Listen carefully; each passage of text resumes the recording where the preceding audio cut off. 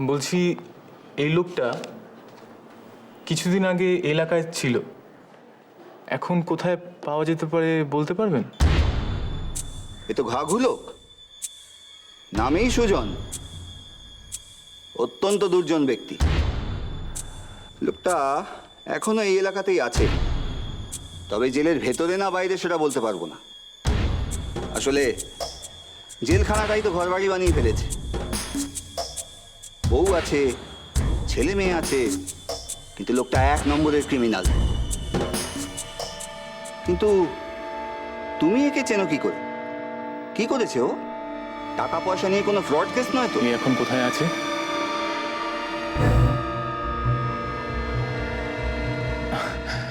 মানে খুব দরকার আছে ওনার সাথে। আমার যদ্দূর মনে হয় শেষবার একটা ব্যাংক ডাকাতির কেসে ধরা পড়েছিল। দাঁড়াও দেখছি। এমনিতে শোনো না, ওই সুজন মাহাতো এখনো তোমার জেলের ভেতরে না বাইরে? আচ্ছা আচ্ছা, হ্যাঁ ঠিক আছে, জেলের ভেতরেই আছে, তবে 2-1 দিনের মধ্যেই ছাড়া পেয়ে যাবে।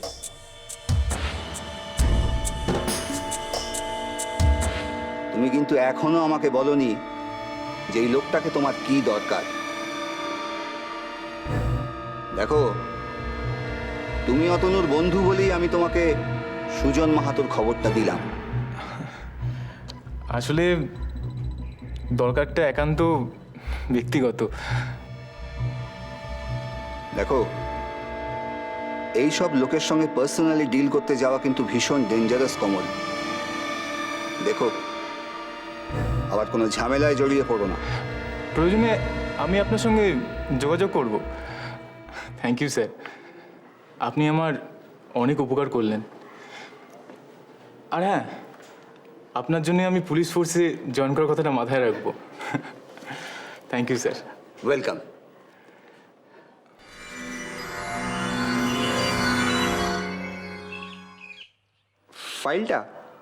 ফাইলটা আমি হ্যাঁ চেক করেছি তো। হ্যাঁ হ্যাঁ স্যার, বেশ 1 ঘন্টার মধ্যে আসছি স্যার।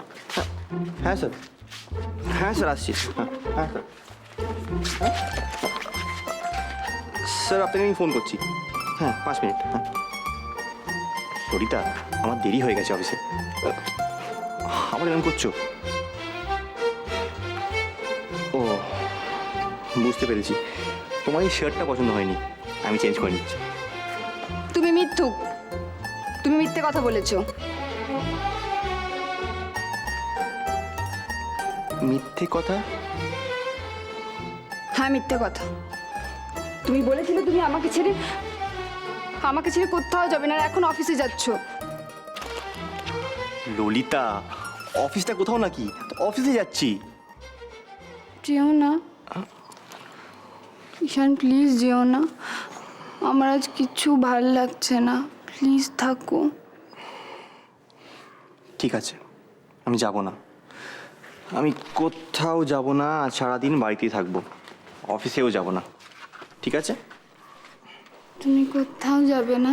আমি কোথাও যাব না, প্রমিস? প্রমিস। ইয়েস, তার মানে তুমি অফিসে যাচ্ছ না।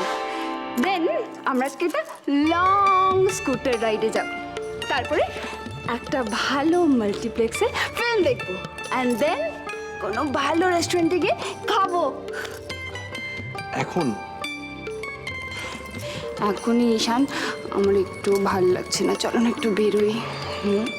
এটা আমার কথা শোনো, হ্যাঁ মাথা গরম করো না প্লিজ। তুমি এই কদিন হলো হসপিটাল থেকে ফিরেছো, এখন বাইরে যাওয়াটা ঠিক হবে না।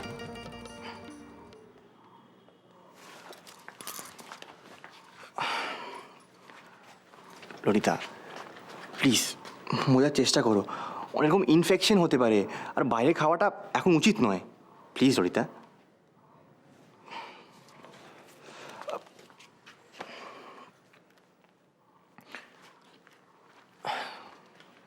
আমি প্রমিস করছি, আর কদিন যাক আমি তোমাকে নিয়ে যাব মুভি দেখাতে, খাওয়ার খাওয়াতে, সব জায়গায়, পাক্কা প্রমিস। কদিন পর কদিন পর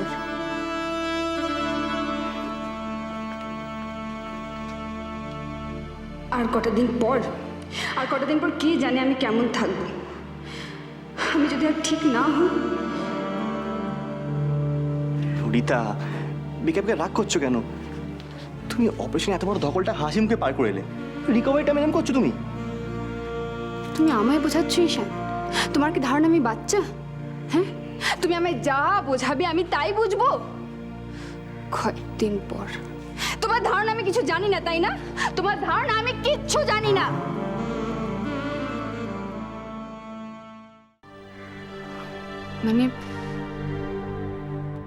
মানে তোমার ধারণা আমি জানি না তুমি কতটা মিথ্যে কথা বলো। আমি সব জানি ঈশান, শুধু অফিস যাওয়ার বাহানা।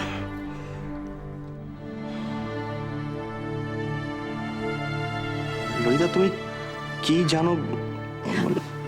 আমি জানি তুমি মিথ্যুক, সব অফিস যাওয়ার বাহানা। আমার সাথে কথাই বলো না তুমি, সরো।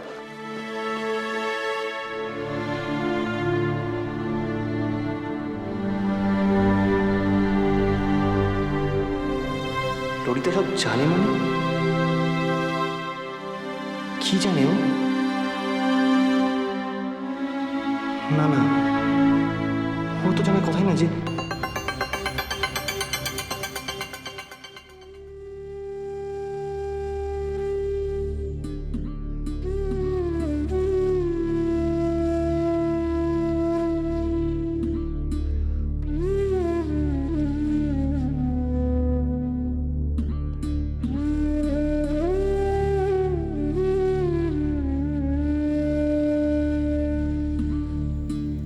বদহালে গে খাঁচায়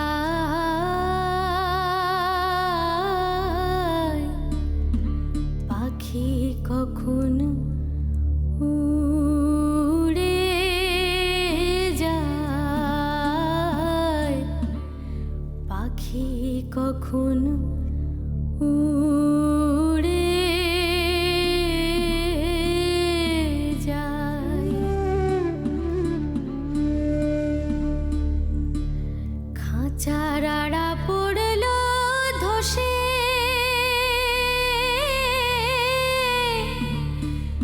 পাখি আর দাঁড়াবে কিসে? এখন আমি ভাবি বসে, সদা চমক যারা বইছে গায়, পাখি কখন উড়ে যায়, পাখি কখন উড়ে। না না রাধা, বলিস নে। ওইটুকুন একটা ছোট্ট মেয়ে ললিতা, দুদিন বাদে বাঁচবে কি বাঁচবে না কেউ জানে না। আজকে আমি এত বছর বয়স পর্যন্ত বেঁচে আছি, আর তার প্রমাণ দেওয়ার জন্য আজকে আমাকে ব্যাংকে যেতে হবে।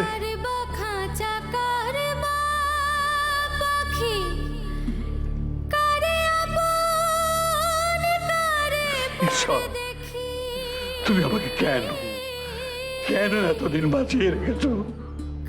কেন কেন কেন? ঝরে আঁখি